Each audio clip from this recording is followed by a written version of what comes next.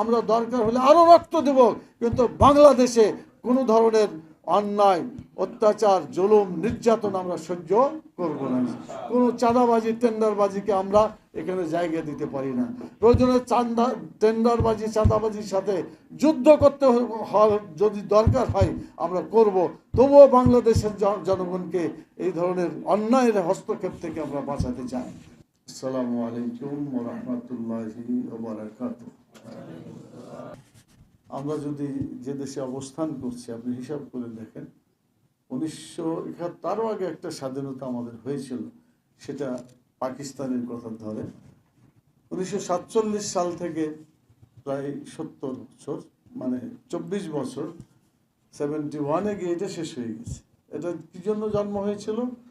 যে মুসলমানরা একটু আলাদা জাতি হিসাবে ভালোভাবে বসবাস করবে সেজন্য, এবং সেখানে ইসলাম চালু হবে, কোরআন হবে ম্যানিফেস্টো, এই ঘোষণা দিয়েই কিন্তু পাকিস্তানের জন্ম হয়েছিল। এখন আপনারাই বলেন, যে উদ্দেশ্যে কোনো দেশ প্রতিষ্ঠিত হয় আর সেই আদর্শ যদি বাস্তবায়িত না হয়, সেই আদর্শকে মানে বাস্তবায়ন না করলে পরে সেই দেশে থাকাটা কি যথার্থ হবে? এটা মোটেই হবে না। উদ্দেশ্য লক্ষ্য নাই, ওই দেশের দরকারই।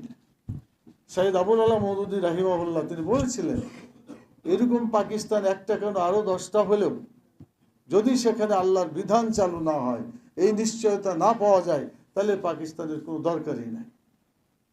অর্থাৎ আল্লাহর আইন যেখানে থাকবে, আল্লাহর বিধান যেখানে থাকবে, মুসলমানরা সেখানে নিরাপদ থাকবে, শান্তিতে থাকবে। তো দেখা গেল পাকিস্তানে সেটা হয় না। পাকিস্তান ইসলামের নামে অর্জিত হলেও সেখানে ইসলাম কায়েম হয় নাই। না হওয়ার ফলে যা হওয়ার তাই হয়েছে।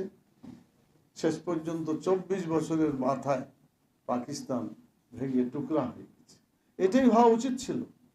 একটা দেশ যখন কোনো কমিটমেন্ট নিয়ে আত্মপ্রকাশ করে, অত সেই কমিটমেন্টকে বাস্তবায়ন করে না, অথবা করার চিন্তাও তাদের মাথার মধ্যে থাকে না, তখন সেই দেশকে আল্লাহ তাআলা রাখার কোনো প্রয়োজন মনে করেন না।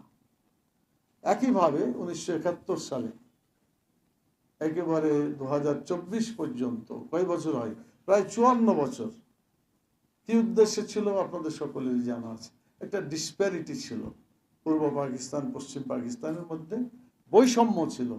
এই বৈষম্য থাকবে না, বৈষম্যহীন বাংলাদেশ হবে, একটা টার্গেট ছিল।